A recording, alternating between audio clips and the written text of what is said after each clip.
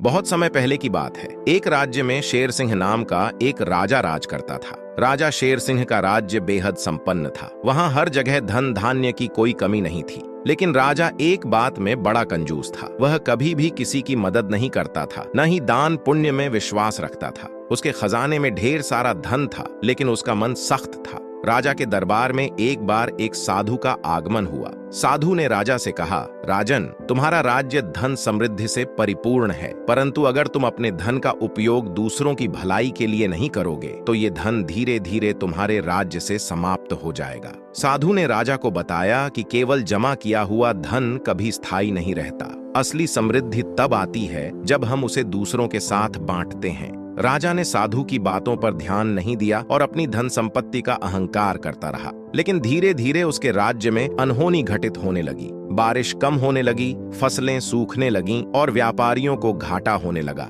इन सब से राजा काफी परेशान हो गया कि अचानक ऐसा क्या हो गया जिससे उसकी समृद्धि कम होने लग गई। राजा ने साधु को फिर से बुलाया और उसकी सलाह मांगी। साधु ने कहा, राजन, धनतेरस का दिन नजदीक है। अगर तुम इस दिन अपने धन का सही उपयोग करोगे और जरूरतमंदों की सहायता करोगे तो तुम्हारी समृद्धि फिर से लौट आएगी। राजा ने साधु की बात मानी और धनतेरस के दिन राज्य में जरूरतमंदों को दान देना शुरू किया। धीरे धीरे राजा शेर सिंह ने महसूस किया कि जब से उसने दान करना शुरू किया है, उसके राज्य में फिर से खुशहाली लौट आई है। बारिश समय पर होने लगी, फसलें लहलहाने लगीं और व्यापार में लाभ होने लगा। राजा समझ गया कि सच्ची समृद्धि केवल धन जमा करने में नहीं, बल्कि उससे जरूरतमंदों की मदद करने में है। दोस्तों, ये कहानी हमें सिखाती है कि दान और दयालुता से न केवल दूसरों का भला होता है, बल्कि हमारे जीवन में भी समृद्धि और संतुलन आता है। और वहीं स्वार्थ और कंजूसी से केवल संकट बढ़ता है, जबकि उदारता से सच्चा सुख और सफलता प्राप्त होती है।